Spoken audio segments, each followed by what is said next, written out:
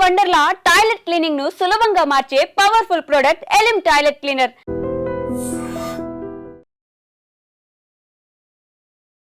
Iran మళ్ళీ Trump దగ్గరికి వెళ్లారు. ఆ తర్వాత ఒక చర్చల కోసం ఆహ్వానించారు.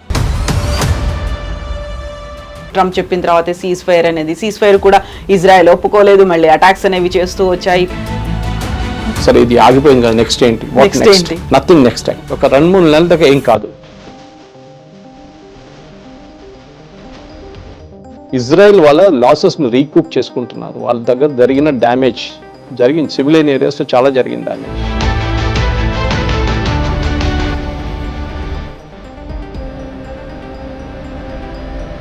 యురేనియం కి సంబంధించి ఆ బేస్ ఎక్కడుంది అనేది ఓన్లీ ఇరాన్ అండ్ ఇజ్రాయెల్ కి తెలుసు అనుకున్నప్పుడు, ఇజ్రాయెల్ దగ్గర ఉన్నటువంటి ఇంటెలిజెన్స్ వ్యవస్థ అనేది ద మోస్ట్ పవర్ఫుల్. అక్కడ స్పై ఏజెంట్లు ఇరాన్ లో కూడా ఉన్నారు, ఇంక్లూడింగ్ వాళ్ళ మిలిటరీలో కూడా వర్క్ చేస్తారు అనుకున్నప్పుడు వై దే ఆర్ వెయిటింగ్?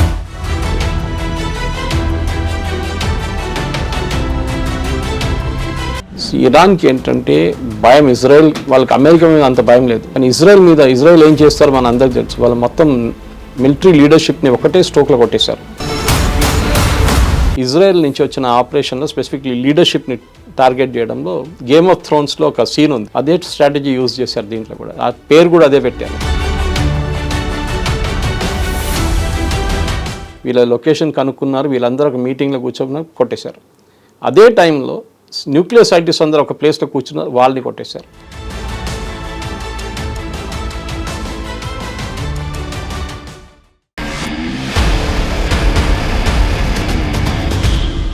నమస్తే, నేను Kavitha. Welcome to I dream news and నిజాలు. ఇరాన్ అండ్ ఇజ్రాయెల్ మధ్య యుద్ధం సడన్ గా ఎందుకని ఆగిపోయింది? కేవలం సీజ్ ఫైర్ మాత్రమేనా? శాంతి చర్చలు కూడా ఉంటాయా? ఇందులో డొనాల్డ్ ట్రంప్ పోషించినటువంటి పాత్ర ఏంటి? అణు కేంద్రాల మీద దాడి చేశామని చెప్తున్నప్పుడు 408 kgs యురేనియం ఎక్కడుంది? దాని మీద కూడా అటాక్ జరిగిందా? బోల్డ్ అన్ని క్వశ్చన్స్ ఉన్నాయి. దీంతో పాటుగా డొనాల్డ్ ట్రంప్కి నోబెల్ శాంతి బహుమతి ప్రతిపాదన అనేది పాకిస్తాన్ నుంచి వచ్చింది, అలాగే ఇరాన్, ఇజ్రాయెల్ నుంచి కూడా వస్తుందా? యాక్చువల్గా డొనాల్డ్ ట్రంప్కి నోబెల్ శాంతి బహుమతి అనేది వస్తుందా? అర్హుడైనా? బోల్డ్ అన్ని వార్తలు అయితే వినిపిస్తున్నాయి. వీటి వెనకాల ఉన్నటువంటి నిజమేంటి? మనతో పాటుగా ఉన్నారు సీనియర్ జర్నలిస్ట్ సురేష్ కొచ్చాతిల్ గారు. హలో సార్, నమస్తే. ఎలా ఉన్నారు? సో బోల్డ్ అన్ని అవుతున్నాయి అరౌండ్ ద వరల్డ్. అందులో ప్రతి దాంట్లోనూ ఒక వార్ అనేది ఉంటుంది.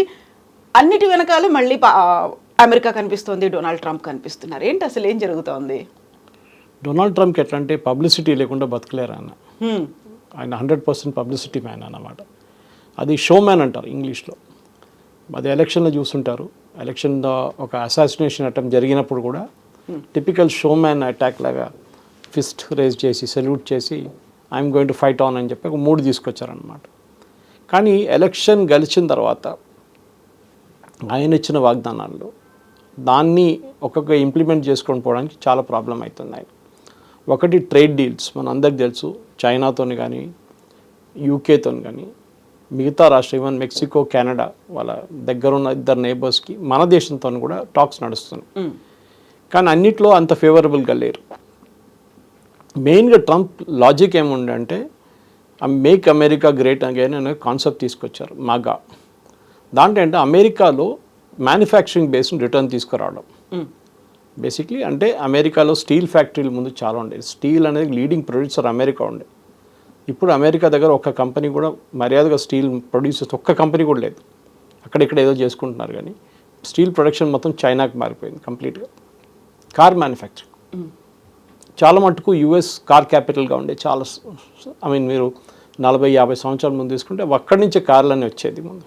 దాని తర్వాత జాపనీస్ వచ్చారు, కొరియన్స్ వచ్చారు, చైనీస్ వచ్చారు, మెక్సికన్ అండ్ కెనడా నుంచి పార్ట్స్ రావడం మొదలుపెట్టింది. యుఎస్ కార్ కంపెనీలకి కాస్ట్ అంటే వాళ్ళు ప్రొడ్యూస్ చేసే కార్కి విలువ ఎక్కువైపోయింది, ఎవరు కొనలేకపోతున్నారు.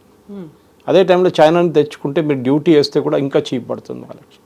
ఎక్కడి నుంచి కొంటారు? న్యాచురలీ కన్స్యూమర్ చైనా కార్ తీసుకుంటారు, లేకుంటే ఈవెన్ మెక్సికన్ కార్ తీసుకుంటారు, కెనడా నుంచి వచ్చే కార్ కూడా తీసుకుంటారు. సో అమెరికాకి మ్యానుఫ్యాక్చరింగ్ రావట్లేదు. ట్రేడ్ డీల్స్ చేసుకుంటున్నారు, కరెక్ట్. ట్రేడ్ డీల్స్ ఏంటి? ఇండియా నుంచి పంపించే ఒక 30 ప్రోడక్ట్స్కి 5% ఉంటే వాళ్ళు మన వైపు కూడా 5% వేస్తారు. మనం 0% వేస్తే అక్కడి నుంచి కూడా 0% వేస్తారు. కానీ అమెరికా నుంచి వచ్చే ప్రోడక్ట్ని నేను ఎందుకు కొనాలి? అదొక కాన్సెప్ట్ వస్తుంది. ఇప్పుడు ఫార్మ్ ప్రోడక్ట్స్ ఉంది వాళ్ళది. మనం కార్న్ తీసుకుందాం, జొన్నలు. ప్రాబ్లం ఎక్కడ వస్తుందంటే ఈ కాస్ట్ ఆఫ్ ప్రొడక్షన్ వాళ్ళు చాలా ఎక్కువ అమెరికాలో. సో వాళ్ళు ఏం చేస్తారు, గవర్నమెంట్ సబ్సిడీ ఇస్తారు.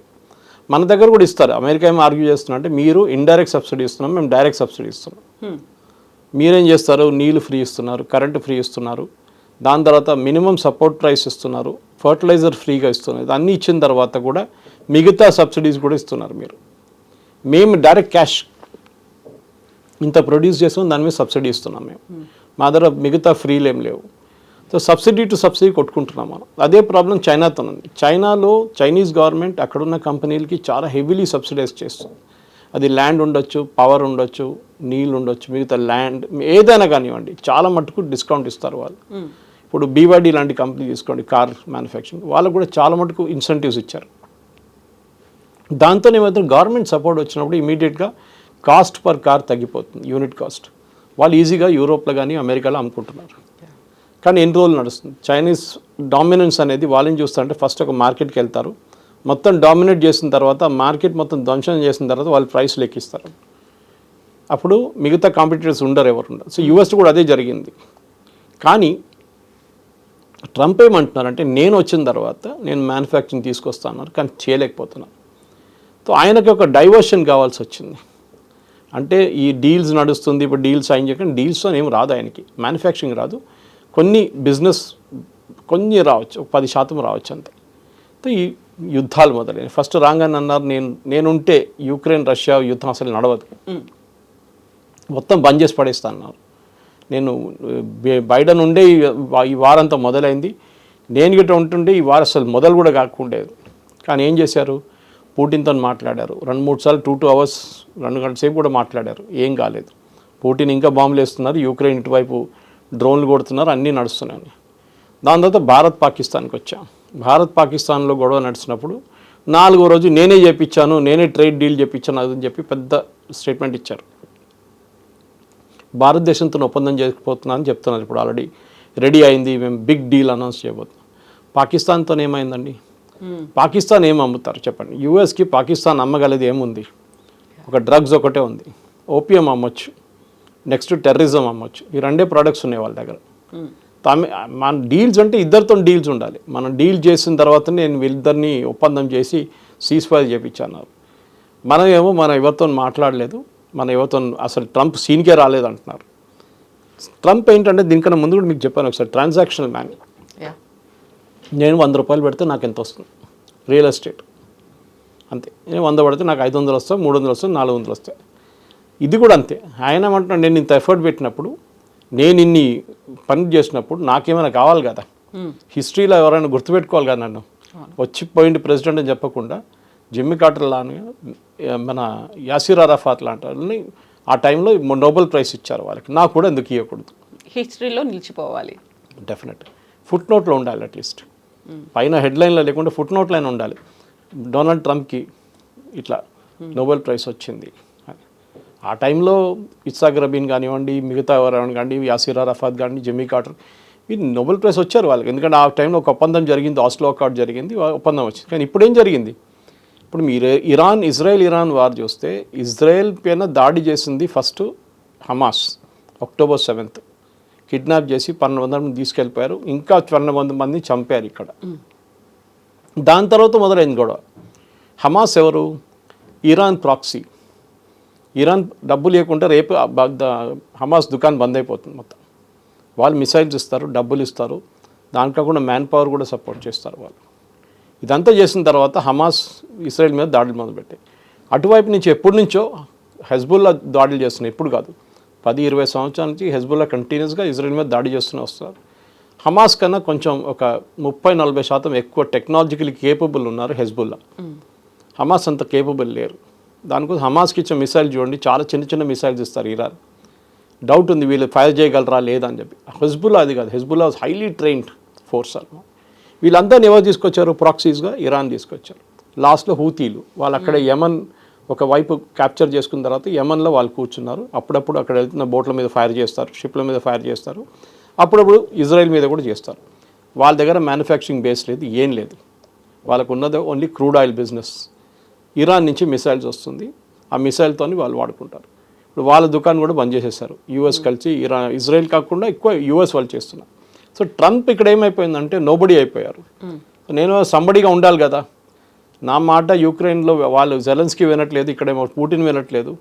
భారతదేశం చెప్తే మోదీ అంటున్నారు నేను అసలు మీరు కలవడానికి కూడా రానని చెప్పి. ఎందుకంటే మీకు గుర్తుంటుంది G7కి వెళ్ళినప్పుడు G7 సమ్మిట్ నుంచి ఒకరోజు ముందే ట్రంప్ వచ్చేసారు, వెళ్ళిపోయారు. నేను అక్కడ వెళ్ళి మొత్తం సార్ట్అవుట్ చేసుకుంటా, ఏం జరగలేదు.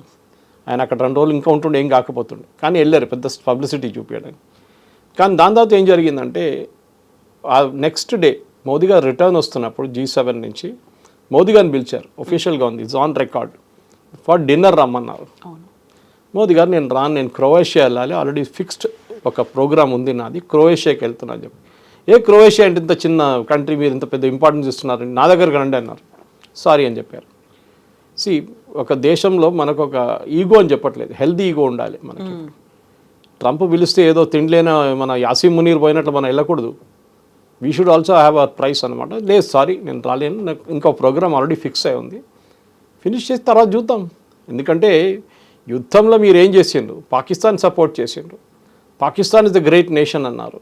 పాకిస్తాన్ దగ్గర ఏముంది, అడుక్కొని తింటున్నారు వాళ్ళు. IMF లోన్ ఇస్తున్నారు, వాళ్ళకి మీరే ఇస్తున్నారు. IMFలో మీకే ఎక్కువ ఓటింగ్ స్ట్రెంగ్త్ ఉంది, 22% వాళ్ళకు ఉంది. ఇదన్నీ చేసినప్పుడు మేము మీతో ఎందుకు పెట్టుకోవాలి, మాకేం పోయిందంట. మా మార్కెట్ చాలా పెద్దది, ఏ కంట్రీ అయినా వచ్చి అమ్మొచ్చు మా దగ్గర. మీరు మాతోని ఒప్పందం చేయకపోతే ఇంకొకరితో ఒప్పందం చేసుకుంటాం మేము, సింపుల్. అది ఆల్రెడీ మనకు బ్రిటిష్ వాళ్ళతో FTA చేసుకున్నాం మనం, ఫ్రీ ట్రేడ్ అగ్రిమెంట్. అది కాకుండా ఇప్పుడు యూఎస్తో వస్తే కూడా యూఎస్తో ఓకే, నో ప్రాబ్లం. రేపు కెనడాతో వస్తే కెనడాతో చేసుకుందాం. కెనడా కూడా చూడండి, జస్టిన్ ట్రూడో ఉన్నప్పుడు మాట్లాడిన మాటలు కాదు ఇప్పుడున్న ప్రైమ్ మినిస్టర్ మాట్లాడుతుంది, చాలా డిఫరెంట్ ఉంది. మోదీ గారిని పిలిచారు G7కి. G7లో G7 కాకుండా ప్లస్ ఎక్స్ట్రా మెంబర్స్ ఉన్నారు, దాంట్లో మోదీ గారిని పిలిచారు. ఏం జరిగిందంటే భారతదేశం మీద ఉన్న ప్రెషర్ పెట్టలేకపోయి లాస్ట్లో ట్రంప్ ఇప్పుడు 3వసారి ఇజ్రాయెల్ ఇరాన్ నడిమిట్లో నేనే ఒప్పందం చేయించాను, నేనే సీజ్ ఫైర్ చేయించాను, నాకు నోబెల్ ప్రైజ్ కావాలని చెప్పి. దానికన్నా ముందు పాకిస్తాన్ రికమెండేషన్ లెటర్ తీసుకున్నారు. ఎప్పుడైనా అసలు అమెరికన్ ప్రెసిడెంట్కి ఎవడైనా ఇక్కడ రికమెండేషన్ లెటర్ రాస్తారండి, అదే అర్థం కాదు నాకు. ఆయనే is most powerful man in the world అంటారు, మీకెందుకండి రికమెండేషన్ లెటర్లు, అదే అర్థం కాదు. సో ఆ రికమెండేషన్ లెటర్ తీసుకుని ఏం చేసుకుంటారు, స్వీడిష్ వాళ్ళు అసలు దాన్ని అంగీకరించారు, అసలు వాళ్ళు పక్కన డస్ట్బిన్లో పడేస్తారు వాళ్ళు. సో ట్రంప్కి ఏంటంటే ఇప్పుడు రవాండా ఇంకేదో దేశం ఆఫ్రికాలో కొట్టుకున్నారంట, వాళ్ళని కూడా తీసుకొచ్చి ఒప్పందం చేపిస్తున్నారు వైట్ హౌస్లో. సో ఈ వాన్స్ హిస్టరీలో నేను ఒక పీస్ మేకర్, అన్ని యుద్ధాలు నేనే ఆపానని చూపించడానికి ఆయన చేస్తున్న ఎఫర్ట్స్ అన్నమాట. ఎందుకంటే హోమ్ ఫ్రంట్లో చాలా పెద్ద దెబ్బతింటున్నాడు ఆయన. మీరు చెప్పినట్లు మ్యానుఫ్యాక్చరింగ్ పెరగట్లేదు, స్టాక్ మార్కెట్ పెరిగింది న్యాచురల్. ఎందుకంటే ఇరాక్ వార్ స్టాప్ కాగానే, సీజ్ ఫైర్ రాగానే ఆయిల్ రేట్ పడిపోయింది, స్టాక్ మార్కెట్ పైకి వెళ్ళిపోయింది. కానీ స్టాక్ మార్కెట్ కాదు ఒక nation the real manufacturing power అంటే అది ఇప్పుడు కూడా చైనా దగ్గర ఉంది. చైనాతో ఒప్పందం చేసుకున్నారు. మొన్నదాకా చైనాకి మీద 265% డ్యూటీలు పెడతా అని చెప్పిన మనిషి చైనాతో ఒప్పందం చేసుకున్నారు. ఇరాన్ అంటున్నారు మా న్యూక్లియర్ ఫెసిలిటీస్ ఎక్కువ ఏం కొట్టలేదులే, ఒక 2-3 నెలలు మాకు కొంచెం వెనకకి వెళ్ళిపోయాం, మళ్ళీ మేము రీకూప్ చేసుకుంటున్నాం. ఏం జరిగింది, ఈయననే మొదలుపెట్టిన యుద్ధం ఈయన్నే ఫినిష్ చేసి మళ్ళీ అదే నేను సీజ్ఫైర్ చేపిస్తా అంటున్నారా? మళ్ళీ B2తో ఎందుకు బాంబింగ్ చేపించారు మీరు? ఆ స్టెల్త్ బాంబర్లను ఎందుకు పంపించారు అక్కడికి? ఎందుకు అదే అందరూ అడుగుతున్నారు, ఎందుకు పంపించారు, ఇంత ఖర్చు చేసి ఎందుకు పంపించారు? మీకు ఆ యుద్ధం వద్దంటే మీరు అప్పుడే ఆపేసుకోవచ్చు, సరే న్యూక్లియర్ ఫెసిలిటీస్ని కొడతా అన్న. మీరు ఒకరికి వారం రోజు 14 రోజులు నోటీస్ ఇస్తే వాళ్ళు అన్నీ అక్కడే ఉంచుకుంటారా? ఎవరు ఉంచుకోరు. ఫోర్దోలో మనం చూసాం, వాళ్ళు న్యూక్లియర్ మౌంటైన్ కింద ఉంది, అది అక్కడ 400 నుంచి 500 ట్రక్కులు వచ్చి ఏదో చేస్తున్నారు ఒక 5-6 రోజులు. మట్టి తీసుకొస్తున్నారో మట్టి తీసుకెళ్ళిపోతున్నారో ఏం తెలియట్లేదు మనకి. శాటిలైట్ పిక్చర్స్ ఉంది అంటే ఏదో జరుగుతుంది. యురేనియం ఎక్కడ పోయిందో ఎవరికి తెలియదు, యురేనియం సెంట్రిఫ్యూజ్ మీద అటాక్ జరిగిందా, అది డిస్ట్రాయ్ అయిందో అది తెలియదు. ఎందుకంటే గ్రౌండ్ అసెస్మెంట్ జరగలేదు, ఇంకా డ్యామేజ్ అసెస్మెంట్ అంటాం, బ్యాటిల్ ఫీల్డ్ డ్యామేజ్ అది ఇంకా జరగలేదు. ఎందుకంటే శాటిలైట్ పిక్చర్స్తో మీకు ఇంతనే తెలుస్తుంది. ఇప్పుడు మన క్లారిటీ మిస్ అవుతుంది అక్కడ. ఎందుకంటే మనం పాకిస్తాన్ మీద దాడి చేసాం, వాళ్ళ ఎయిర్ బేస్ మీద కొట్టని చెప్పి ప్రూఫ్ చూపించగలం మనం, కానీ ఇక్కడ ఆ ప్రూఫ్ లేదు. ఎందుకంటే ఇదంతా మౌంటైన్ కింద ఉంది, కొండ కింద ఉంది ఇది.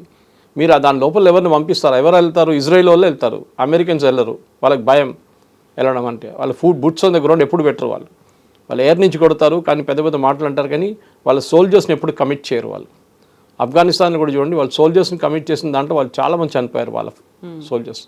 దాని తర్వాత వాళ్ళు ఎక్కడ కానీ సోల్జర్స్ని వాడరు. ఎయిర్ నుంచి కొడతారు, వాళ్ళ ఎయిర్క్రాఫ్ట్ యూజ్ చేసుకుంటారు, కానీ బూట్స్ ఆన్ ద గ్రౌండ్ అంటాం మన ఇంగ్లీష్లో, అది లేదు. సో ఇప్పుడు ఇంత అవుతోంది, మీరు చెప్పినట్టుగా 400-500 ట్రక్కులు తిరిగాయి అనుకున్నప్పుడు వాట్ అబౌట్ 408 కేజీల యురేనియం అక్కడ ఉంచారా, ట్రాన్స్ఫర్ చేశారా, అటాక్ అయిందా లేదా, అక్కడ సెస్మోగ్రఫీ ఏం చెప్తోంది, ట్రెమార్స్ ఉన్నాయా, వీటన్నిటికి సంబంధించి అఫీషియల్గా ఇన్ఫర్మేషన్ ఏమైనా వచ్చిందా ఇప్పటికి? మనం యురేనియంని ట్రక్లో తీసుకెళ్ళాము. It's very sensitive material, highly sensitive material, radioactive. దానికి ఉన్న కంటైనర్స్ ఉంటాయి, దానికి ఉన్న సేఫ్టీ పారామీటర్స్ ఉంటుంది. బహుశా ఇజ్రాయెల్ దాడి చేసిన టైం నుంచి మొదలు పెట్టినప్పుడు ఫస్ట్ వాళ్ళు ఇస్ఫహాన్ కొట్టారు, దానికన్నా ముందు మనం చూసాం తెహరాన్ యూనివర్సిటీ మీద కొట్టారు, ఈ ఫోర్దో ప్లాంట్ మీద కొట్టారు, నటాన్స్ పైన ఒక న్యూక్లియర్ రియాక్టర్ దాని మీద కొట్టారు, అండర్ గ్రౌండ్ కొట్టలేకపోయారు. అదే టైంలో ఇరాన్ డిసైడ్ చేసుకుని ఉంటారు, ఏ నేషన్ అయినా డిసైడ్ చేస్తారు, లుక్ ఇది రిస్క్ ఉంది, మా దగ్గర 480 కిలోగ్రాముల మా దగ్గర యురేనియం ఉంది, అది మనకు స్పెసిఫిక్ లొకేషన్లో ఉంది, ఈ లొకేషన్ మీద ఇజ్రాయెల్ లేకుంటే రేపు అమెరికా దాడి చేస్తారు, మనం ఇక్కడ పెట్టుకుంటే రిస్క్. అన్నీ తీసుకెళ్ళి మన ఇంకో చోట్ల పెట్టారు, ఎందుకంటే కంటిన్యూస్గా ఇజ్రాయెల్ కానీ అమెరికా చూస్తున్నారు, వాచ్ చేస్తున్నారు. ఈ 400 ట్రక్ అని చెప్పింది వాళ్ళు కూడా చూశారు, కొత్తదేం కాదు అది. సో వీళ్ళేం చేస్తుంటారు, బహుశా that's what even international experts ఏమంటారు, వీళ్ళు డివైడ్ చేస్తుంటారు, 100 డివైడ్ చేసి 4 చోట్లకు పంపించుంటారు, 4 డిఫరెంట్ ప్లేసెస్కి. సో దట్ రిస్క్ లేదు కదా, ఇక్కడ కొడితే ఇక్కడ ఉంటుంది, ఇక్కడ కొడితే ఇక్కడ ఉంటుంది, సో వాళ్ళకి రిస్క్ లేదనమాట. ఇంకోటి దీన్ని ప్యూరిటీ ఎంత ఉందో మనకు తెలియదు. ఒక నార్మల్ పీస్ఫుల్ పర్పస్కి ఒక న్యూక్లియర్ పవర్ ప్లాంట్ నడిపించాలంటే 3% ప్యూరిటీ చాలు. ఇరాన్ ఏమంటున్నారంటే వాళ్ళు ఐఏఈఏ దగ్గర సబ్మిట్ చేసిన డాక్యుమెంట్లో మేమేం చేయట్లేదు, ఆ యురేనియం అట్లనే ఉందంటున్నారు. ఐఏఈఏ ఏమంటున్నారు 60% దాకా వీళ్ళు ప్యూరిటీకి వచ్చేసారు అని. ఇది యూఎస్ కూడా చెప్తున్నారు. 60 నుంచి 80కి వచ్చి 80 నుంచి 85 కలంగానే వెపన్ గ్రేడ్కి వచ్చేస్తారు, వెపన్స్లో ఇన్సర్ట్ చేసుకోవచ్చు, వార్ హెడ్ న్యూక్లియర్ బాంబ్ పెట్టవచ్చు, దాని ట్రిగరింగ్ మెకానిజం అంతా ఉండాలన్నమాట. ఆ స్టేట్కి ఇంకా రాలేదు. దీంట్లో చాలా మటుకు కాన్ఫ్లిక్ట్స్ ఉన్నాయి. ఇప్పుడు తులసి గబాడ్ ఒక స్టేట్మెంట్ ఇచ్చారు, ఆమె ప్రెసిడెంట్ ట్రంప్ సిఐఏ వాళ్ళు ఇంకో స్టేట్మెంట్ ఇచ్చారు, ప్రెసిడెంట్ ట్రంప్ ఇంకో స్టేట్మెంట్ ఇచ్చారు, పీట్ హెస్గెత్ ఆయన ఇంకో స్టేట్మెంట్ ఇస్తున్నారు, డిఫెన్స్ సెక్రటరీ.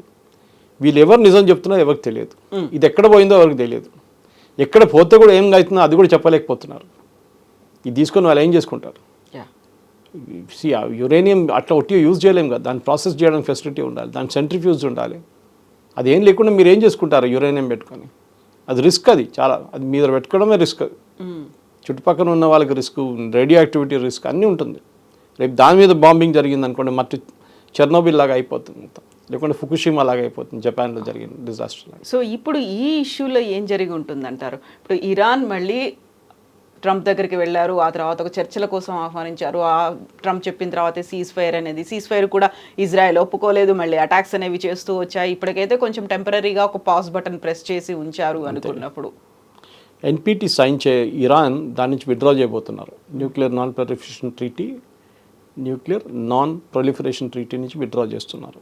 వాళ్ళ మజ్లీస్ పాస్ చేశారు, వాళ్ళ ఇంకొక సెనెట్ ఉంది, వాళ్ళు అక్కడ పాస్ చేసిన తర్వాత అది విత్డ్రా చేసుకుంటారు. ఐఈఏతో మేము అస్సలు will not do any contract with them అని చెప్పేశారు, నో కోఆపరేషన్ విత్ ఐఏఐ. అట్లా అన్నప్పుడు దీన్ని ఎవరు ట్రాక్ చేస్తారు, ఈ యురేనియం యూసేజ్ ఎక్కడికి వెళ్తుంది? ఎందుకంటే ఈ యురేనియం చాలా మటుకు ప్రాసెస్ చేసే ఎక్విప్మెంట్ అంతా రష్యా దగ్గర నుంచి తెప్పించుకున్నారు, కొంచెం చైనా దగ్గర నుంచి తెప్పించుకున్నారు, కొంచెం నార్త్ కొరియా దగ్గర తెప్పించుకున్నారు ఇరాన్. సో ఈ ప్రాసెసింగ్ నెక్స్ట్ స్టెప్ మొదలు పెట్టాలంటే ఇంకెక్కడైనా ప్లేస్లో మొదలు పెట్టాల్సి వస్తుంది.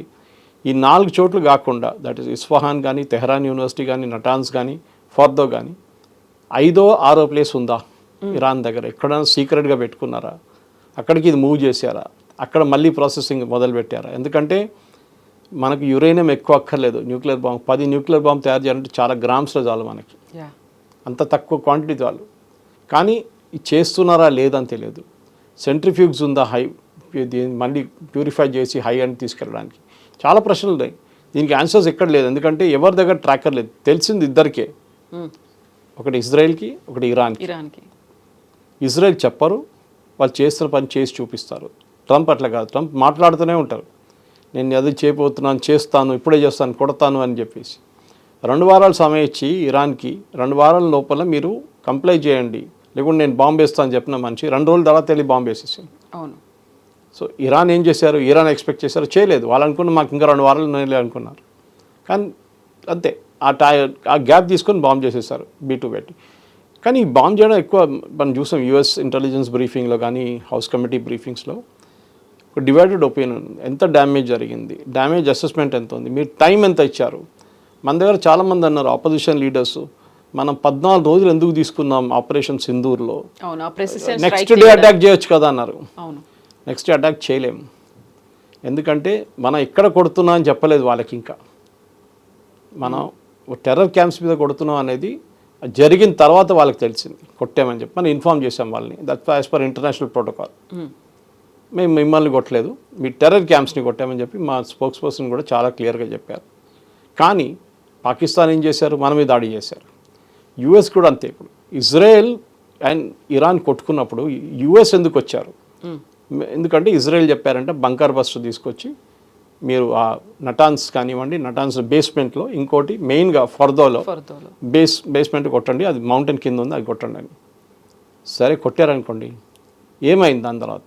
అది వాళ్ళు ఇచ్చేస్తారు, రావట్లేదు బయటికి ఇన్ఫర్మేషన్ ఎందుకు చెప్పారు? అది చెప్పరు, ఇరాన్ చెప్పరు, అసలు ఎవరు చెప్పరు. ఈవెన్ ఇజ్రాయెల్ కూడా చూడండి, వాళ్ళ దగ్గర జరిగిన డ్యామేజ్ చాలా మటుకు సివిలియన్ డ్యామేజ్ చాలా జరిగింది ఈసారి. హాస్పిటల్స్ మీద కూడా, హాస్పిటల్ మీద అదే బయట చెప్పరు. అక్కడెక్కడ ఫోటోలు వీడియోలు కనిపిస్తాయి కానీ మీకు నంబర్స్ ఎప్పుడు చెప్పరు. ఇంతమంది చనిపోయారు, ఇంతమంది గాయపడ్డారు, ఆ డీటెయిల్స్ ఎప్పుడు ఇవ్వరు వాళ్ళు. సో ఆ డీటెయిల్స్ వాళ్ళ దగ్గర ఉంచుకుంటారు. That is the trade secret అన్నమాట. ఇప్పుడు కూడా చూడండి, ఇరాన్ ఏమంటున్నారు, ప్రెసిడెంట్ ట్రంప్ చెప్పినంత లేదులే, అంతే జరగలేదు. సరే ఏం జరిగింది అది చెప్పండి, అది చెప్పట్లేదు. సో ఆబ్వియస్లీ ఆ ఇంగ్లీష్ అంటే slip between the cup and the lip అంటారు. ఏదో ఒక ప్లేస్లో డ్యామేజ్ జరిగింది, there's no doubt. Fraction of సెకండ్స్లోనే అయిపోయింది. ఏం జరిగింది అనేది ఎవరికి తెలియదు. దాని damage assessment on the ground ఎవరికి తెలియదు. ఐఏఈ ఉంటే తెలిసిపోతుండే, వాళ్ళు పంపించేశారు ఇరాన్, మీకు సంబంధం లేదని చెప్పి. నెక్స్ట్ ఇజ్రాయెల్, వాళ్ళ physical boots on the ground కమాండోస్ని దింపి చెక్ చేయాలంటే అది పెద్ద పని. యుఎస్ వాళ్ళ రిమోట్ కంట్రోల్ ఎయిర్క్రాఫ్ట్తో చెక్ చేసుకోవచ్చు. ఎయిర్ సుపీరియారిటీ ఉందంటున్నారు, అట్లంటే మీరు ప్లేన్లు పంపించి చెక్ చేసుకోవచ్చు ఏదైనా యురేనియం డిశ్చార్జ్ నడుస్తుందా అనేది. మోస్ట్లీ కొండ కింద ఉన్న దాంట్లో అక్కడే ఉండిపోతుంది యురేనియం లీకేజ్ ఏమైనా ఉంటే. దాని రెండు రీజన్స్ ఉన్నాయి అక్కడ పెట్టిన దానికి. ఒకటి సేఫ్టీ, సెక్యూరిటీ. ఇజ్రాయెల్ అటాక్ చేస్తే మేము అమెరికా అటాక్ చేస్తే కూడా చాలా డిఫికల్ట్ ఉంది. రెండోది ఫిజికల్ సేఫ్టీ. అది ఎక్స్పోజ్ అయింది అనుకోండి, లేకుంటే యురేనియం మీద లీక్ అయితే అక్కడే కంటైన్ అయిపోతుంది అదే ఏరియాలో. మీరు సిమెంట్ వేసేసి బంద్ చేసేస్తే అయిపోతుంది. నెక్స్ట్ మీరు 1000 సంవత్సరాలు 2000 సంవత్సరాలు అక్కడ వెళ్ళారు దాని దగ్గరికి, కానీ పోనీయండి అక్కడ ఉండిపోయింది కదా అది. దాని చుట్టుపక్కల మనుషులు ఎవరు లేరు, జనావాసాలు లేవు, నీళ్లు పొల్యూషన్ జరగదు అసలు. వర్షం వస్తే నీళ్ళు చెరువులకు వెళ్ళిపోతే చెరువు నుంచి మళ్ళీ ఆ ప్రాబ్లం లేదు వీళ్ళకి. సో ఓవరాల్ మనం చూస్తే ట్రంప్కి బేసిక్లీ ఒక వరల్డ్స్ పోలీస్మెన్ అంటారు యుఎస్ని ఎప్పుడు. He wants to show that we are the world's policemen again. దాంట్లో రష్యా వినట్లేదు, యుక్రెయిన్ వినట్లేదు అని చెప్పిందట. పాకిస్తాన్ ఎందుకు విన్నారంటే వాళ్ళకి న్యూక్లియర్ వెపన్స్ గురించి ఒక భయం ఉండే, భారతదేశం దాన్ని కొడతారో అని. అది కొడితే పాకిస్తాన్ రేపు ఇంకా నెక్స్ట్ వార్కి అసలు ఏం చేయలేరు. మూడోది పాకిస్తాన్ డబ్బులు కావాలండే, అది ఇచ్చారు యుఎన్ నుంచి అండ్ ఐఎంఎఫ్ నుంచి. మెయిన్లీ ఇప్పుడు జరగబోయేది, ఇప్పుడు చాలామంది అడుగుతున్నారు, సరే ఇది ఆగిపోయింది కదా నెక్స్ట్ ఏంటి, what next? Nothing next actually. ఎందుకంటే ఒక 2-3 నెలల దాకా ఏం కాదు. ఇజ్రాయెల్ వాళ్ళ లాసెస్ని రీకూప్ చేసుకుంటున్నారు. వాళ్ళ దగ్గర జరిగిన డ్యామేజ్ జరిగింది, సివిలియన్ ఏరియాస్లో చాలా జరిగిన డ్యామేజ్. చాలామంది చనిపోయారు, బిల్డింగ్స్ డ్యామేజ్ అయింది, అదంతా రీబిల్డ్ చేయాల్సి వస్తుంది. అదే టైంలో ఇరాన్ ఏం చేయబోతుందో చూస్తుంటారు యుఎస్ కూడా. మళ్ళీ వీళ్ళు న్యూక్లియర్ ఎంరిచ్మెంట్ మొదలు పెట్టారనుకోండి, మళ్ళీ దాడి అవుతుంది. జరగదు, వాళ్ళు అక్కడే ఉన్నారంటే ఎన్ని నెలల దాకా, 2 నెలలు 3 నెలల దాకా ఉంటారు. దాని తర్వాత మళ్ళీ మొదలు పెడతారు వాళ్ళు, ఎందుకంటే వాళ్ళ సర్వైవల్ దాని మీద ఉంది. ఇప్పుడు Israel does not have a right to exist అని చెప్పిన దాంట్లో ఇరాన్ ఏమంటున్నారు అంటే, మా దగ్గర న్యూక్లియర్ బాంబు ఉంటే ఇజ్రాయెల్ ఫినిష్ చేసి పడేస్తాం, 2 నిమిషాలు పని మాకు అంటున్నారు. ఇజ్రాయెల్ దగ్గర కూడా న్యూక్లియర్ వెపన్స్ ఉందని అందరికి తెలుసు, కానీ వాళ్ళు ఎప్పుడు ఇవాళ దాకా అక్నాలెడ్జ్ చేయలేదు. నా దగ్గర ఉందని చెప్పలేదు ఎప్పుడు. భారతదేశం లాగా కాదు, పాకిస్తాన్ లాగా కాదు. సో డెఫినెట్గా ఇంట్రెస్టింగ్ ఏంటంటే, ఇది మన భారతదేశం పాకిస్తాన్కి ఆపరేషన్ సింధూర్లో పాస్ ఎట్లా ప్రెస్ చేసాం మోదీ గారు, అదే పాస్ ఇప్పుడు ఇజ్రాయెల్కి ఇరాన్కి నడిపిట్లో నడుస్తుంది అన్నమాట. ఏ రోజు అక్కడున్న ఖమేనీ గారికి పిచ్చి పట్టేస్తుందో తెలియదు. మళ్ళీ అట్లా జరిగింది అనుకుంటే మళ్ళీ ఇజ్రాయెల్ మీద దాడులు జరుగుతుంది, ఇజ్రాయెల్ మీద ఉన్న ఫిజికల్ అటాక్స్ జరుగుతుంది, అండ్ దాంతోపాటు ఇజ్రాయెల్ రియాక్ట్ అవుతారు, దాంతో మళ్ళీ మొదలవుతుంది. నెతన్యాహు పొజిషన్ కొంచెం వీక్ ఉంది, ఎందుకంటే ఆయనకి లీగల్గా ఒక కేసు నడుస్తుంది కోర్టులో, దాన్ని కూడా ట్రంప్ సపోర్ట్ చేశారు. ఆలోచించండి. అమెరికన్ ప్రెసిడెంట్ చెప్తున్నారు ఇజ్రాయలీ కోర్టు దగ్గర, ఈ కేసు అంతా కొట్టిపడండి, ఇదేం కేసు అంటున్నారు. ఎందుకంటే ట్రంప్ కూడా ఇదే సిచ్యువేషన్ ఫేస్ చేశారు లాస్ట్ ఎలక్షన్ ముందు. ఆయన మీద కూడా చాలా కేసులు ఉండే, డెమోక్రాటిక్ వాళ్ళు వేసింది. అట్లాంటి కేసు అంటున్నారు ట్రంప్ ఇది కూడా. సరే, ఇంకొక కంట్రీలో ఇంకొక కోర్టులో మనం కామెంట్ చేయకూడదు, అది వాళ్ళ ప్రాసెస్ నడివినాయండి. అట్లా మనం కూడా అంతే. భారతదేశం ఆలోచించండి, మన పొజిషన్. మనం ఇవాళ దాకా హమాస్ని టెర్రరిస్ట్ ఆర్గనైజేషన్గా అంగీకరించలేదు ఇంకా. Still don't call them as terrorist group. ఎందుకు? అది అట్లనే ఉందంటే ఎప్పటి నుంచో పిఎల్ఓ టైం నుంచో నడుస్తుంది. అది పిఎల్ఓ ఎప్పుడో పోయిందో కదరా బాబు. పిఎల్ఓ పోయి మళ్ళీ అక్కడ పాలెస్టీన్ అథారిటీ వచ్చింది. అథారిటీ లేదు గాజాలో, వెస్ట్ బ్యాంక్ వైపు ఉంది, హమాస్ కంట్రోల్ చేస్తున్నారు. సో ఓవరాల్గా చూస్తే మీరు ఇప్పుడున్న లోకంలోని ఈ పొజిషన్లో ట్రంప్ నేటోకి వెళ్ళిన తర్వాత కూడా అక్కడ కూడా ఏం చేయలేకపోయారు ఎక్కువ. చాలా మంచిగా మాట్లాడారు, జీడిపి పెంచారు అన్ని కంట్రీస్ది, డిఫెన్స్ స్పెండింగ్ మీద 5% పెట్టమన్నారు. అందరూ ఆయుధాలు కొంటారు అమెరికా దగ్గర అనుకుంటున్నారు, కానీ జరగదు. ఏదో 10% 20% కొంటారు, కానీ వాళ్ళు పెంచిన మొత్తం ట్యాక్స్ రెవెన్యూస్ మీకు రావు. అమెరికా డిపెండ్ అవుతున్న మ్యానుఫ్యాక్చరింగ్ కూడా జరగదు. భారతదేశం లాంటి దేశం తీసుకుని మనం ఇప్పుడు ఆత్మనిర్భర్ గురించి మ్యానుఫ్యాక్చరింగ్ గురించి మాట్లాడుతున్నాము. మన దగ్గర ఉన్న మ్యానుఫ్యాక్చరింగ్ ఇప్పుడు మిసైల్, నిన్న కూడా ఒక మిసైల్ డెవలప్ అయింది. అక్మా గురించి మాట్లాడుతున్నాం, ఎయిర్క్రాఫ్ట్, రఫాల్ది షెల్ ఇంజిన్స్ హైదరాబాద్ తయారు చేయబోతున్నాం, షెల్ కంప్లీట్గా. దాన్ని చూస్తే ఏమవుతుందంటే ఓవరాల్ పిక్చర్ ట్రంప్కి ఒక లీడర్షిప్ పొజిషన్ డినై చేయడంలో మోదీ గారు లాంటి లీడర్స్ కూడా చాలా ఇంపార్టెంట్. ఏం చెప్పకుండా చేసే పని, పెద్ద స్టేట్మెంట్ ఏమి ఇవ్వలేదు. ట్రంప్ ఇదని చెప్పి ఎక్కడ తిట్టలేదు. ఇదంతా వీళ్ళు చేస్తుంటారు కదా, పుటిన్ కానీ జెలెన్స్కీ కానీ మిగతా వాళ్ళందరూ ట్రంప్ని తిడుతూనే ఉంటారు, ఈవెన్ ఇంక్లూడింగ్ ఇరాన్. కానీ భారతదేశం ట్రంప్ క్రిటిసైజ్ చేయలేదు. అక్కడిక్కడ లీడర్లు చేస్తుంటారు, కానీ యాజ్ అన్ అఫీషియల్ పొజిషన్ మన ఏం చెప్పట్లేదు వాళ్ళు, కీపింగ్ క్వైట్ అన్నమాట. ఇప్పుడు మీరు ఒక మాట అన్నారు, యురేనియంకి సంబంధించి ఆ బేస్ ఎక్కడుంది అనేది ఓన్లీ ఇరాన్ అండ్ ఇజ్రాయెల్కి తెలుసు అనుకున్నప్పుడు, ఇజ్రాయెల్ దగ్గర ఉన్నటువంటి ఇంటెలిజెన్స్ వ్యవస్థ అనేది ద మోస్ట్ పవర్ఫుల్. అక్కడ స్పై ఏజెంట్లు ఇరాన్లో కూడా ఉన్నారు, ఇంక్లూడింగ్ వాళ్ళ మిలిటరీలో కూడా వర్క్ చేస్తారు అనుకున్నప్పుడు వై దే ఆర్ వెయిటింగ్? మనకి వాళ్ళు కూడా ఒక సరైన సమయం వస్తుంది అనే దాంట్లోనే ఆ పాజ్ బటన్ని అలాగే ప్రెస్ చేసి ఉంచారా? ఇరాన్కి ఏంటంటే భయం, ఇజ్రాయెల్ వాళ్ళకి అమెరికా మీద అంత భయం లేదు, కానీ ఇజ్రాయెల్ ఏం చేస్తారో మన అందరికి తెలుసు. వాళ్ళు మొత్తం మిలిటరీ లీడర్షిప్ని ఒకటే స్ట్రోక్లో కొట్టేశారు. ఓకే, అండ్ నెక్స్ట్ ఇక్కడేమో I think operation red line ఏదో అది పేరు, దాని ఆపరేషన్ పేరు రైజింగ్ హ్యామర్ ఒకటి, రైజింగ్ హ్యామర్ యూఎస్ పెట్టేశారు. రెడ్ లైన్ ఇదేం జరిగిందంటే మన ఇజ్రాయెల్ నుంచి వచ్చిన ఆపరేషన్లో స్పెసిఫిక్లీ లీడర్షిప్ని టార్గెట్ చేయడంలో గేమ్ ఆఫ్ థ్రోన్స్లో ఒక సీన్ ఉంది. ఒక బ్రైడ్ వాళ్ళ ఫ్యామిలీ, బ్రైడ్ గ్రూప్ని మొత్తం ఆ ఫ్యామిలీని కొట్టేస్తారు, కంప్లీట్గా ఫినిష్ చేసేస్తారు. అదే స్ట్రాటజీ యూజ్ చేశారు దీంట్లో కూడా, ఆ పేరు కూడా అదే పెట్టారు. సో బేసిక్లీ వాళ్ళని మీరు చెప్పినట్ల మొసాడ్ వీళ్ళ లొకేషన్ కనుక్కున్నారు, వీళ్ళందరూ ఒక మీటింగ్లో కూర్చొని కొట్టేశారు. అదే టైంలో న్యూక్లియర్ సైంటిస్ట్ అందరూ ఒక ప్లేస్లో కూర్చున్నారు, వాళ్ళని కొట్టేశారు. ఈ మీటింగ్ ఎవరో ఇప్పుడు చెప్తున్నారు ఏంటంటే ఈ లీడర్షిప్ మీటింగ్ ఎవరు కాల్ చేశారో ఎవరికి తెలియదు. బహుశా ఇజ్రాయెలే కాల్ చేస్తుంటారు ఆ మీటింగ్, వీరెవరో ఫోన్ చేశారని చెప్పి. పేజర్ అటాక్ మన అందరికీ తెలుసు ఎట్లా చేశారు. Same type of strategy. So ఇజ్రాయెల్కి యురేనియం ఎక్కడ ఉందో ఎందుకు తెలుసు అంటే we have been watching Iran continuously. America అట్లా కాదు, ఇప్పుడు బాంబ్ కొట్టేసారు అయిపోయింది అంతా వెళ్ళి రిలాక్స్ చేసుకుంటున్నారు. ఇజ్రాయెల్ అంటే వాళ్ళకి ఎగ్జిస్టెన్షియల్ థ్రెట్ ఉంది. ఎందుకంటే ఇజ్రాయెల్ లాంటి దేశం ఏమంటున్నారంటే, ఖమేనీ ఏమంటున్నారు, Israel has no right to exist, Israel ఉండకూడదు. అట్లా ఉన్నప్పుడు మేము ఉన్నామని చూపించాలి కదా వాళ్ళకి.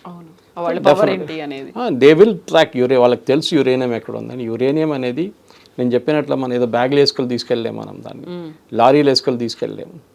నేను చాలామంది మన పబ్లికేషన్స్ ఇండియాలో వాళ్ళు రాసిన చూసి నేను నవ్వాను అనమాట. లారీలో తీసుకెళ్లారు అని చెప్పి 400 లారీలు వచ్చిన దాంట్లో యురేనియం 230 కిలోలు అంటే ఒక పెద్ద క్వాంటిటీ ఏం కాదు, 40 లారీలు అక్కర్లేదు దానికి. So just relax. కాకపోతే ఉన్నటువంటి కంటైనర్లు దాని mechanism highly radio active. So దాన్ని ట్రాన్స్పోర్ట్ చేయడంలోనే పెద్ద కేర్ఫుల్ ఉండాలి. అది ఇట్లాంటి పరిస్థితుల్లో ట్రాన్స్ఫర్ చేసినప్పుడు బ్యాడ్ లక్ ఎక్కడైనా ఇజ్రాయెల్ వచ్చి కొట్టారనుకోండి ఈ రోడ్డు మీదే, చుట్టుపక్కల ఉన్న 500, 600, 1000 కిలోమీటర్లు ఎవరు ఉండలేరు మళ్ళీ. So nobody will take that risk. So ఏదో చేస్తుంటారు, అది మనకు తెలియదు. ఇరాన్తోని నెగోషియేట్ చేసి బాబు చేయకు అని చెప్తే వాళ్ళు వినరు. ఐఏఈని తీసుకొస్తే అది కూడా వాళ్ళు వినరు ఇప్పుడు. ఎందుకంటే దీనికన్నా ముందు అట్లీస్ట్ ఐఏఈ మాట వినరు. వాళ్ళు కెమెరా పెట్టారు, వాళ్ళు లిజనింగ్ సౌండ్స్ పెట్టారు, అన్నీ చేశారు వాళ్ళు. ఇప్పుడు అది కూడా చేయలేకపోతారు. ఎవరి మీద నమ్మకం లేదు ఎవరికి ఇప్పుడు, అది ప్రాబ్లం. సో ఇజ్రాయెల్ స్టాండ్ ఎలా ఉంటుంది అనేది ఎంతకాలం వేచి చూస్తుంది? ఇప్పుడు ఈ అమెరికా వాళ్ళు ఇచ్చినటువంటి ఒక మాటకి ఒక గౌరవం ఇచ్చేసి ఆగారా? కరెక్ట్. ఎందుకంటే వాళ్ళకి నేను చెప్పినట్టు ఇంకా ముందు చెప్పాను మీకు, రీకూప్ చేసుకుంటున్నారు. వాళ్ళ దగ్గర కూడా ఆయుధాలు అయిపోయినాయి. డైలీ డేవిడ్ స్లింగ్ కానివ్వండి, ఐరన్ డోమ్ యూజ్ చేస్తున్నాడు. మిసైల్స్ ఒక రోజు అయిపోతుంది. అవును, ఇరాన్ది కూడా అయిపోయినాయి మిసైల్స్, కానీ కౌంటర్ చేయడానికి మిసైల్స్ కావాలి కదా, ఐరన్ డోమ్ లాంటి మిగతాది. అది కూడా 200 ఎయిర్ ఫోర్స్ జెట్లు పంపిస్తే ఒక దాంట్లో 4 మిసైల్స్ ఉంటాయి మీకు, ఒకేసారి 800 పోయిందా లేకుంటే 1000 పోయిందా? So you need to recoup, manufacturing చేయాలి, యూఎస్ నుంచి తెప్పించుకోవాలి, ఇండియా నుంచి తెప్పించుకోవాలి. ఇండియా కూడా మ్యానుఫ్యాక్చర్ కానీ బయట చెప్పరు వాళ్ళు ఇండియా. సో ఇట్లాంటి పరిస్థితుల్లో ఒక బ్రేక్ తీసుకుంటే ఇద్దరికి అడ్వాంటేజ్. ఇరాన్కి ఏంటంటే ఏం డ్యామేజ్ జరిగింది చెక్ చేసి మనం నెక్స్ట్ ఇప్పుడు మళ్ళీ రీప్రాసెసింగ్ స్టార్ట్ చేయాలన్నా వద్దు, మనకి ఇప్పుడు చేస్తే మళ్ళీ వాళ్ళు వచ్చి ఇంకోసారి కొడతారు, వీ విల్ రిలాక్స్. మా దగ్గర ఉన్న యూరియానే మనం ఏం చేసాం చెప్పక్కర్లేదు, మళ్ళీ ఎక్కడైనా ప్రాసెస్ చేయాలంటే చేసుకోవచ్చు, ఏమనంటే మేము పీస్ఫుల్ పర్పస్ చేసుకుంటా అంటారు. సో కానీ ఇజ్రాయెల్ ఏం చేస్తారంటే they are waiting for next attack from Hezbollah or Hamas. ఒక పెద్ద అటాక్ జరిగిందనుకోండి, ఆ ఎక్స్క్యూజ్ తీసుకొని వాళ్ళు ఇరాన్ని కొడతారు. కానీ ట్రంప్ ఉన్నదాకా, ఇప్పుడు ట్రంప్ అట్లీస్ట్ నెక్స్ట్ 6 నెలల దాకా పక్క ఉంటారు కదా, ఎట్లయినా 4 సంవత్సరాలు ఉంది ఇంకా ఆయనకి. కానీ ట్రంప్ ఇజ్రాయెల్ మీద ఉన్న పట్టు ఎంత ఉందని తెలిసిపోతుంది దీంతో. చాలా మటుకు కొంచెం వీకెన్ అయింది అది. ఇజ్రాయెల్ అనౌన్స్ చేసిన తర్వాత కూడా వాళ్ళు 200 ఎకరాలు మళ్ళీ పంపించారు ఇరాన్కి బాంబ్ చేయడానికి. ట్రంప్కి ఆల్మోస్ట్ పిచ్చి పట్టేస్తుంది, use the very bad language, F language use చేశారు ఆయన. They don't know what the they are doing అని చెప్పేశారు ఆయన. సో ఆ పరిస్థితికి వచ్చేస్తుంది, అంటే నా మాట వినట్లేదు వీరెవరు, ఏంటిది అని. సో ఇజ్రాయెల్ కూడా దే ఆర్ వెయిటింగ్. రేపు ఇరాన్ ఏం అనౌన్స్ చేస్తారంటే మా యురేనియం ప్రొడక్షన్ మళ్ళీ మొదలు పెడతామంటే అప్పుడు అమెరికా ప్యానిక్ అవుతుంది. మళ్ళీ ఇరాన్ దగ్గర వెళ్ళి ఇజ్రాయెల్ దగ్గర వెళ్ళి ఏం చెప్తారంటే మీరు కొట్టండి, మీరు ఏం కావాలంటే చేసుకోండి, ఎందుకంటే సీజ్ ఫైర్ వైలేట్ అయిందని చెప్పేసి. దానికి వెయిట్ చేస్తాం. ఒక మిసైల్ ఎక్కడ పోయింది అనుకోండి, ఒక మిసైల్ ఇక్కడ వస్తే సీజ్ ఫైర్ ఇస్ అవుట్, మళ్ళీ యుద్ధం మొదలు కావు. కానీ దానికి కొంచెం రీకూప్ చేసుకొని వీళ్ళ ఎయిర్ ఫోర్స్ పైలట్స్ కానివ్వండి మిగతా అందరికి రెస్ట్ ఇచ్చి 2-3 వారాలు రెస్ట్ తీసుకొని మళ్ళీ వచ్చి కొట్టడం ఉంటుంది. ఎందుకంటే హిస్టరీ నుంచి 1948 నుంచి ఈ యుద్ధం నడుస్తుంది. అప్పుడు ఈజిప్ట్, జార్డన్, లెబనాన్ అందరు కలిసి అటాక్ చేశారు, ఇజ్రాయెల్ మీద దాడి చేశారు. ఇప్పుడు ఇరాన్ దాడి చేశారు, ఇరాన్ ప్రాక్సీస్ దాడి చేస్తున్నారు. సో నెక్స్ట్ సిచ్యువేషన్కి రావడానికి Israel is waiting for one small mistake from Iran. అది చెప్పగానే వాళ్ళు చెప్పేస్తారు ట్రంప్కి, చూడండి వాళ్ళు యురేనియం ఇక్కడ పెట్టుకున్నారు, వాళ్ళు ప్రాసెస్ చేస్తున్నారు, మీరేం చెప్తారంటే వెళ్ళి కొట్టేశారా బాబు నాకు తెలియదు అని చెప్పేస్తారు. బికాస్ ప్రెసిడెంట్ ట్రంప్కి ఏంటంటే ఆయన ఒక పీస్ మేకర్గా చూపిస్తున్నారు ఆయన్ని. కానీ ఆయనే B2 పంపించింది కదా బాంబు చేయడానికి. బాంబులు వేసిన తర్వాత ఈ హిందీలు అంటారు బిల్లి సౌ చూవే కాకే హచ్కోగాయని, పిల్లి ఒక 100 ఎలుకలు తినేసి మళ్ళీ హజ్కి వెళ్ళిందంట. అట్లా ఆ పరిస్థితి ఇది. సో డెఫినెట్గా ఒక ట్రంప్ చేసిన తప్పులు ఉన్నాయి, చాలా ఉన్నాయి, మిస్టేక్స్, స్ట్రాటజిక్ మిస్టేక్స్ చాలా ఉన్నాయి. B2 యూజ్ చేయాలన్నా వద్దా, మీరు మీకు మొత్తం డిస్ట్రాయ్ చేయకపోతే మీరు ఎందుకు సెకండ్ ట్రిప్ ఎందుకు వెళ్ళలేదు ఇంకోసారి? ఇద్దరు ఇన్ని B2 బాంబర్స్ ఉంది కదా, సెకండ్ వేవ్ ఎందుకు కొట్టలేదు? సెకండ్ వేవ్ కొడితే మళ్ళీ మొత్తం అది డిస్ట్రాయ్ అయిపోయి ఉంటుందా? లేకుంటే ఇజ్రాయెల్ దగ్గర ఉన్న ఆయుధాలు వాళ్ళు ఎందుకు వాడట్లేదు? వాళ్ళ దగ్గర ఉన్న ఆయుధాలు కూడా వాడచ్చు, కానీ వాళ్ళు ఆపేసుకున్నారు. మేబీ నెక్స్ట్ రౌండ్లో కొడదామని చెప్పేసి బహుశా జరగచ్చు కూడా. ఇప్పుడు ఫస్ట్ ట్రంప్ మళ్ళీ సెకండ్ టర్మ్లోకి రాగానే చేసిన పని రష్యా అండ్ ఉక్రెయిన్ మధ్య దాంట్లో ఒక డిస్కషన్ అనేది తీసుకొచ్చారు. ఇద్దరు పట్టించుకోలేదు, వినలేదు. ఈవెన్ వైట్ హౌస్కి జెలెన్స్కీని పిలిచారు, కేర్ నాట్ అన్నట్టుగా ఆయన ఉన్నాడు. ఆ తర్వాత మన పాకిస్తాన్ ఆపరేషన్ సింధూరు దీని గురించి మాట్లాడారు. ఆ తర్వాత ఇరాన్ ఇజ్రాయెల్ అయింది. సో ఇక్కడ కూడా ఒక పాజ్ బటన్ లాంటిది ప్రెస్ చేసి ఉంచారు. ఆ తర్వాత ఇంకోటి ఏదో అవబోతుందా మళ్ళీ? Are they waiting for that? అలా అనిపిస్తోంది కదా. అమెరికా వెయిట్ చేస్తున్నారండి, కానీ అమెరికాకి ఇంకా యుద్ధాలంటే ఇంకా కొత్త ఏదైనా యుద్ధం తయారు చేయాల్సి వస్తుంది. అది ఎక్కడ లేదు ఇప్పుడు, ఎందుకంటే ఆఫ్రికాలో ఎక్కడో నడుస్తుంది, రువాండా గివాండా అంతా నడుస్తుంది, కానీ పెద్ద వార్ ఎక్కడ లేదు. రిజీమ్ చేంజ్లు ఉన్నాయి కొన్ని. మయన్మార్లో చేపిస్తున్నారు, అది జరగబోతుంది నెక్స్ట్ 6 monthsలో. మయన్మార్లో మోస్ట్లీ మిలిటరీ వాళ్ళ ఒక నడుస్తుంది, మిలిటరీలోనే కొట్టుకుంటారు కొంచెం. ఆఫ్ఘనిస్తాన్ కొంచెం ట్రై చేస్తున్నా కానీ అక్కడ ఏం జరగట్లేదు వాళ్ళతోని, అమెరికాతోని. ఇరాక్లో కూడా ఏం లేదు, లిబియాలో లేదు, చెప్పినట్లు ఎక్కడ లేదు. సో అక్కడ మిగిలింది ఒక్కటే ఏంటంటే ఇరాన్ ఒకటి ఆ ఏరియాలో, ఇంకోటి లెబనాన్లో అయితే ఇప్పుడు పీస్ఫుల్గానే ఉన్నారు, వాళ్ళ ప్రాబ్లం లేదు వాళ్ళతోని. లోకంలో మొత్తం మీరు కంప్లీట్గా చూస్తే పొలిటికల్గా అన్స్టేబుల్గా ఉన్న రీజన్ మిడిల్ ఈస్ట్ ఒకటే. కానీ ఇప్పుడు అది కూడా ఈ సీజ్ ఫైర్తో అది కూడా కూల్ అయిపోయింది. ట్రంప్కి ఇంకా కొత్తది ఏదైనా తయారు చేయాలంటే ఏదో కొత్త డ్రామా చేయాల్సి వస్తుంది. నేనైతే ఐ కెనాట్ గెస్ ఏం చేయబోతున్నారని, కానీ ఏదైనా గేమ్ ఉంటుంది. ట్రంప్కి అది చేయకుండా ఆయనకి నెక్స్ట్ ఎలక్షన్ లేదనుకోండి, అది డిఫరెంట్ థింగ్.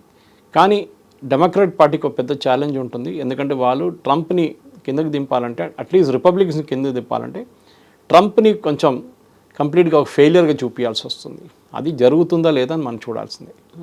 ఈ వార్తోని, ఈ యుద్ధంతో తెలిసిపోయింది ఒకటి ఏంటంటే, అక్కడ ఒక టర్మ్ వచ్చింది, టాక్కో అంటారు యూఎస్లో. ట్రంప్ ఆల్వేస్ చికెన్స్ అవుట్ అంటే ఏదైనా ప్రాబ్లం వస్తే ట్రంప్ విత్డ్రా చేసుకుంటారని. అది కానీ ఈసారి ఎందుకు జరిగింది ఎక్స్ప్లెనేషన్ అడగాల్సింది యుఎస్ కాంగ్రెస్లో. ఆల్రెడీ అడుగుతున్నారు డెమోక్రాట్స్ వాళ్ళు, ఎందుకు జరిగింది, ఎందుకు బీటీలు పంపించారు, ఎందుకు ఇమీడియట్గా సీజ్ ఫైర్ అనౌన్స్ చేశారు, ఎందుకు ఇజ్రాయెల్ ఇరాన్ దగ్గర చెక్ చేయకుండా సీజ్ ఫైర్ అనౌన్స్ చేశారు. మన దగ్గర కూడా అంతే చెప్పారు కదా, భారత్ పాకిస్తాన్ చేసుకుంటామని చెప్పారు. మనకి తెలియదు ఏం నడుస్తుంది అనేది. సో ట్రంప్కి ఏంటంటే ఇన్ ద న్యూస్ ఉండాలి ఆయన. కానీ ఆయన అక్కడున్న లీగల్ ప్రాబ్లమ్స్ చాలా ఉన్నాయి. అక్కడ కోర్టుల కేసులు మస్తు నడుస్తున్నాయి. కాలేజెస్ కానివ్వండి, సిటిజన్షిప్ గురించి కానివ్వండి, ఐస్ గురించి కానివ్వండి, చాలా నడుస్తున్నాయి అక్కడ ప్రాబ్లమ్స్.